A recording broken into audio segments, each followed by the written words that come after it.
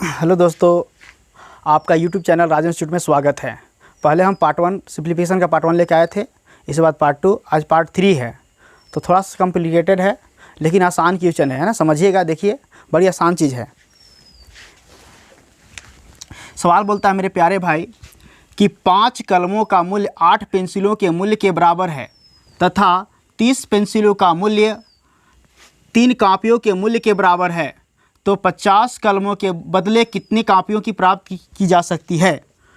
तो मेरे प्यारे भाई बहन, बड़ी आसानी से बन जाएगा, बड़ी हल्का सवाल है। बोलता है 5 कलमों, प्यार से लिखना है, 5 pen is equal to 8 pencil. लिखा हुआ है, हमने लिख रहे हैं, अपने से लिख रहा है यहाँ पे, है ना। अब है कि इसके बाद बोलता है तो 30 पेंसिलों का मूल्य जो है 3 कापियों के बराबर है। देखिए, 30 जो पेंसिल का मूल्य है वो 3 कॉपी के बराबर है। तो सवाल बोलता है तो 50 कलमों के बदले कितने कापियों प्राप्त की जा सकती है ना। तो इसको क्या करना है, आपको 50 कलमों का आंसर देना है। 50 पेन बराबर कितना कॉपी होगा, आपको फाइंड करना है कितना कॉपी होगा। तो यहाँ पे 5 कलम है, यहाँ पे 8 पेंसिल है। अगर हम क्या करें कि अगर दोनों में हम 10 से गुना कर लें बोथ साइड, तो 50 पेन इक्वल टू 80 पेंसिल हो जाएगा। अब 50 पेंसिल टू कितना हो जा रहा है, 80 पेंसिल। 80 पेंसिल हो जा रहा है मेरे भाई। तो इसको करना क्या है, यहाँ पे मेरे पास 30 पेंसिल इक्वल टू 3 कॉपी है। तो अगर हम यहाँ से एक निकाल लें, एक पेंसिल इक्वल टू कितना हो जाएगा, यहाँ आ जाएगा 3 कॉपी बटा में 30 पेंसिल। ठीक है, तो करना क्या यहाँ पे, 80 इंटू यहाँ पे 3 है ना, एक पेंसिल के बराबर कितना, 3 सी बटा में, यानी 3 कॉपी बटा में 30 आ रहा है। तो 3 कॉपी बटा में 30। प्यार से ये 0 0 काट दीजिए और ये 3 से भी कैंसिल कर दीजिए। कितना आ जाएगा, 50 pen is equal to 8 copy होगा। ये मेरा पहला सवाल का आंसर है। इसमें अगर आपको कहीं दिक्कत है तो हमको कमेंट में बताइएगा, इसको हम फिर से सॉल्व करने की कोशिश करेंगे, आप लोग को बताएंगे, समझा कर ही छोड़ेंगे। देखिए, सवाल नंबर 2 पे आते हैं। सवाल 2 कहता है कि एक कक्षा में कुल कुछ बेंच हैं, यदि प्रत्येक बेंच पर 6 छात्र बैठें तो एक और बेंच की आवश्यकता होगी। यदि प्रत्येक बेंच पर 7 छात्र बैठें तो इन बेंचों पर 5 अतिरिक्त छात्र बैठ सकते हैं, मतलब 5 और छात्र बैठ सकते हैं, मतलब इसके पास छात्र है लेकिन 5 और बैठेगा। तो इस कक्षा में कुल कितने छात्र हैं। तो मेरे प्यारे भाई, सवाल ये कहता है देहाती भाषा में कि अगर आपके पास कुछ बेंच है और एक बेंच पर आप 6 छात्र बैठाते हैं तो आपको एक और बेंच लाना होगा। अगर आप एक और बेंच लाते हैं तो आप सारे छात्र को बैठा लेंगे। लेकिन दूसरे कंडीशन में सवाल ये बदल देता है कि हम अगर प्रत्येक बेंच पर 7 छात्र बैठाएं तो हमें 5 छात्र और बैठ सकते हैं, मतलब हमारे 5 छात्र की जगह खाली रह जाएगी। तो हमको यह बताना है, बताइए कि उस कक्षा में छात्रों की संख्या कितनी है। तो देखिए मेरे प्यारे भाई, बड़ी आसान सवाल है, बस प्यार समझना है। देखिए, हम मान लिया बेंचों की संख्या जो है वो है आपका मान लिया x है। अगर बेंचों की संख्या मान लिया हम कि अगर 10 गो है, यहाँ बोलता है एक बेंच पर 6 को बैठाना है, तो 6 से गुना करेंगे, 10 से कितना 60 हो जाएगा। अगर मेरे पास मान लीजिए बेंचों की संख्या 12 गो है और एक बेंच पर छात्र जो बैठाना है वो 6 बैठाना है, तो 12 से 72 को बैठेगा। कहने का मतलब अगर आपको छात्रों की संख्या निकालनी है तो हमको बेंचों की संख्या और एक बेंच पर बैठने वाले विद्यार्थियों की संख्या से गुना करना होगा। तो देखिए, आपके पास जो है बेंचों की संख्या x है और आप छात्र बैठाना है आपको 6 गो। तो सवाल में कहता है कि अगर एक बेंच और ले आते हैं तो आपको 6 छात्र बैठाने पर सारे विद्यार्थी बैठाए जा सकते हैं। हमारे पास x बेंच है, उसमें एक और बेंच ऐड कर लेते हैं, तो मेरे पास x+1 बेंच हो जाएगा और हमें एक बेंच पर 6 छात्रों की बैठानी है, इसमें हम 6 से इसमें मल्टीप्लाई करेंगे। इसके बाद सेकेंड स्टेप यह कहता है कि यहां पे अगर हम 6 की जगह पर 7 बैठाएं तो क्या होगा? तो बेंचों की संख्या हमारे पास x है और 7 लोग बैठाएंगे तो बोलता है 5 और छात्र बैठेंगे, मतलब 5 की जगह खाली रह जाएगी। मेरे पास छात्र इतने हैं तो 5 जगह खाली रह जाएगी, तो मेरे पास छात्र, इसको कम कर लेंगे 5 को, हमको मेरे पास जो है जगह तो है लेकिन मेरे पास स्टूडेंट नहीं है 5 को। बोलता है 5 और बैठाए जा सकते हैं, ये ज्यादा हो जाता है। ठीक है, देखिए सॉल्व कीजिए मेरे भाई। तो 6x 6 से गुना करते हैं और 6 एकम 6 is equal to 7 into x 7x हो जाएगा -5। इसको जात जात में शादी करवा दीजिए, एक से शादी एक साथ करवाइए और बिना x वाला के साथ करवा दीजिए। तो 6x minus 7x equal to -5 और ये +6 है तो -6 हो जाएगा, -x इक्वल टू -11। ये माइनस कैंसिल हो जाएगा। अब x मान कितना हो गया? तो 11 हो गया। देखिए आपको निकालना मेरे भाई, क्या निकालना है? तो आपको बताना है कि उस कक्षा में छात्रों की संख्या कितनी है। तो छात्रों की संख्या जो है वो आपका इतना है, x+1 इंटू 6 है। तो x का वैल्यू कितना? 11 + 1 इंटू कितना? 6, यानी 12 छक 72 गो छात्र होंगे। कितने होंगे? 72 छात्र होंगे।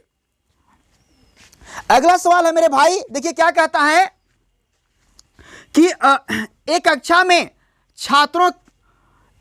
छात्रों को पंक्तियों में खड़ा किया जाता है। यदि प्रत्येक पंक्ति में एक छात्र अधिक खड़ा किया जाता है तो कुल पंक्तियों की संख्या में 2 कमी हो जाती है। यदि प्रत्येक पंक्ति में एक छात्र कम होता तो कुल पंक्तियों की संख्या में 3 की वृद्धि हो जाती है। तो बताना है कि कक्षा में कुल कितने छात्र हैं।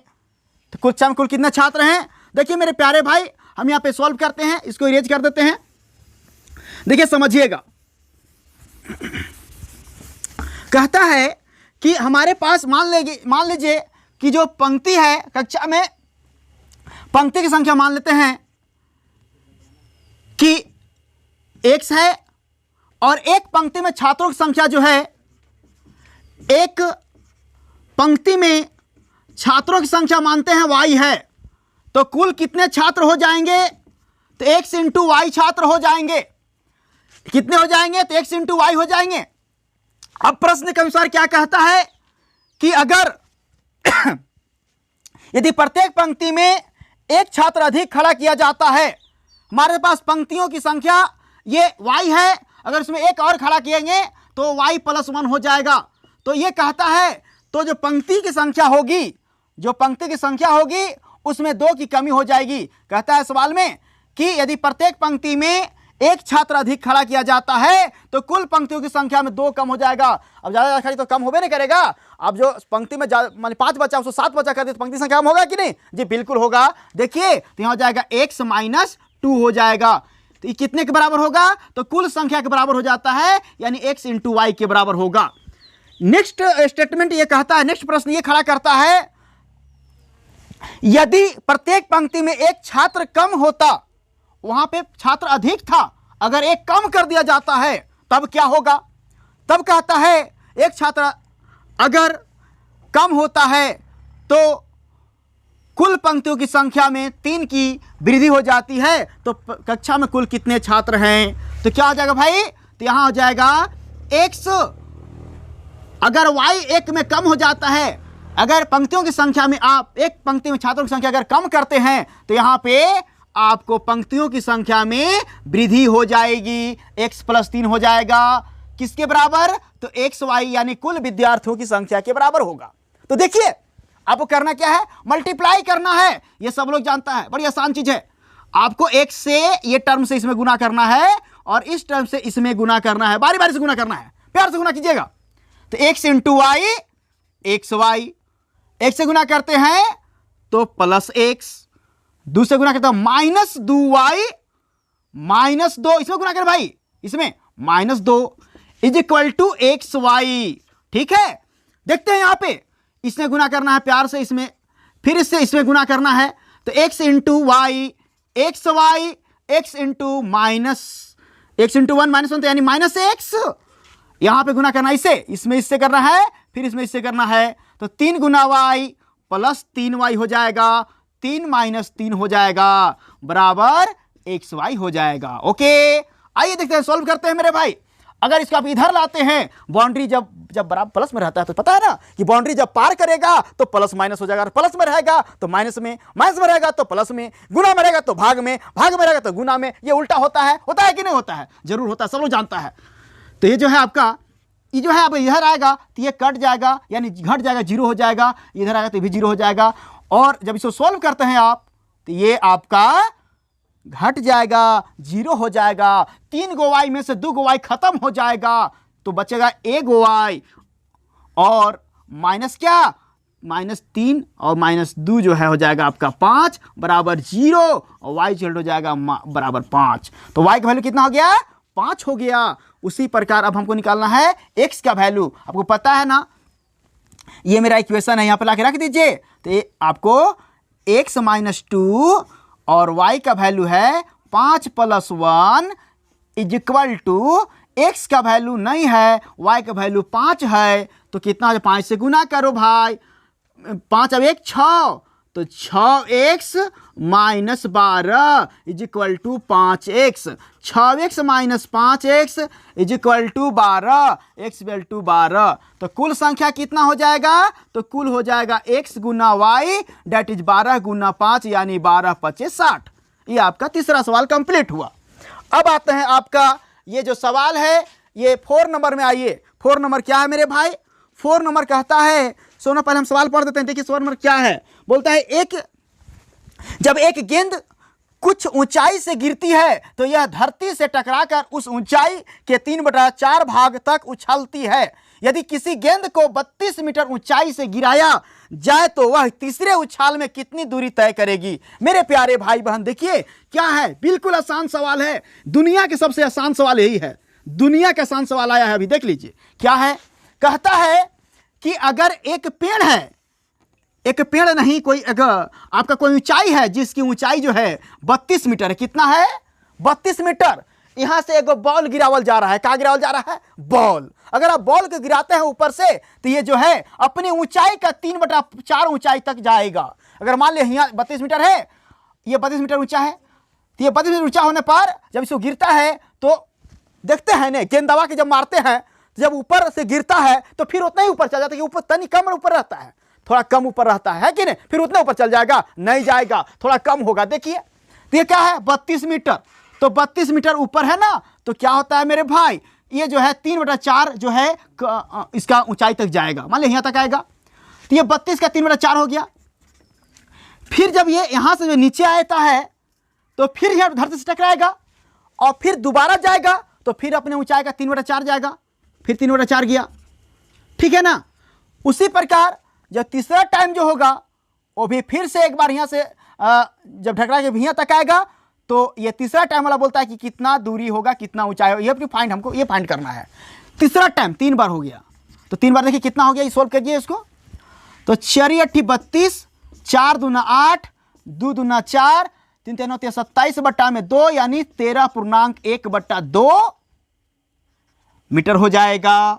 ये 4 नंबर सवाल आपका कंप्लीट हो गया। आपको नहीं समझ में आता है, अगर किसी भी दिक्कत होगा, कोई भी प्रॉब्लम, अगर हमें कोई कमी है या फिर किसी तरह का प्रॉब्लम होता है तो आप जो है जरूर कमेंट में हमको बताइए कि सर ये इसमें प्रॉब्लम है, हम जरूर उसको दूर करने की कोशिश करेंगे, है ना।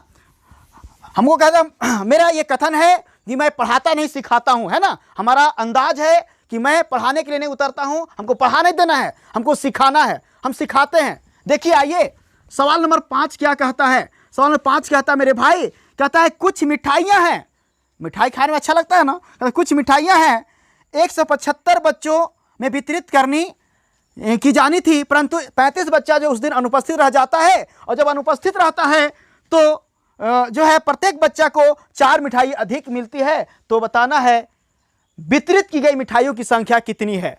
कहता है, देहाती भाषा में सवाल सुन लीजिए, कहता यह है बाबू कि कुछ बच्चा में मिठाई को 175 बच्चा मिठाई को बचना था। मिठाई कितना है आइडिया नहीं है, पता नहीं कितना है ऐसे, लेकिन आपको मिठाई को 175 बच्चों में बांटना है, और उस मिठाई को खाने के लिए 35 बच्चा नहीं आया। जब 35 बच्चा नहीं रहा, अनुपस्थित हो गया, तो बाकी जो बच्चा बचे हैं उनको ज्यादा मिठाई मिल रहा है। क्या को 4 को ज्यादा मिल रहा है। तो 4 ज्यादा मिल रहा है तो हमको ये बताना है। तब हमको ये सवाल अरेंज किया पूछा जा रहा है कि आप बताइए कि मिठाइयों की संख्या कितनी थी, कुल कितना मिठाई था, है ना। आइए देखते हैं। तो देखिए, हम सब सवाल अभी जो हैं बेसिक बता रहे हैं। मेरे पास भी ट्रिक है, सब कुछ मेरे पास है, लेकिन अभी हम स्टार्ट किए हैं तो हम थोड़ा सा चाहते हैं कि जब तक बेसिक क्लियर नहीं होता है तो आप ट्रिक उरिक कोई फायदा नहीं करेगा आपको, ठीक है ना। आइए देखते हैं क्या है इसमें। ये जो चीज है आपका यहाँ पे कि इसी बोलता है कि मान ली मिठाई संख्या कुल x है। अगर मेरे पास 175 बच्चे बैठते आते खाने के लिए, तो x में कुल मिठाई संख्या है, और हम 175 बच्चों में बांट देते तो जो भी बचता, जो भी आता, मेरे मिठाई संख्या नहीं पता। कहता है कि बच्चों की संख्या जो है 35 अनुपस्थित रहती है, तो कितना बच जाएगा, 40 बच जाएगा, 140 बचेगा। 175 में से अगर 35 हट जाएगा तो कितना बचेगा, 140 बचेगा ना, तो 140 हो जाएगा, यानी x बट्टा में 140 हो जाएगा। लेकिन मिठाई की संख्या 4 ज़्यादा मिलता है इसको, तो ज़्यादा मिलता है तो बराबर साइन आप बीच में डाले हैं, देख लीजिए। तो आपको बराबर करने के लिए इसमें तो 4 आपको मिठाई देना होगा इन लोग को, और इसमें 4 लेना होगा, घटाना होगा।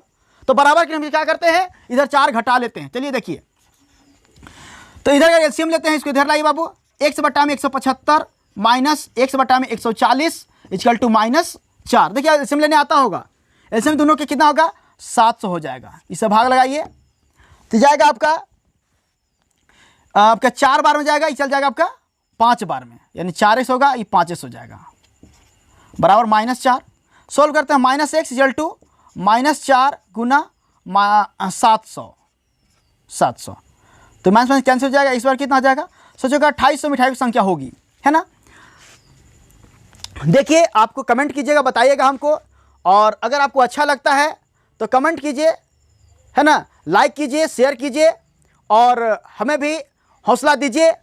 हम भी अपने बहुत काबिल हैं, अब मतलब बहुत काबिल तो नहीं है, लेकिन अगर आपको पता चलेगा पढ़ाएंगे तब, है ना, कि मेरा ऑफलाइन कोचिंग चलता है, बहुत बेहतरीन चलता है, और उसी भरोसे के साथ मैं ऑनलाइन कोचिंग लेकर आया हूं। आइए देखते हैं। तो आपका जो है थैंक यू आज के लिए, ऑल द बेस्ट।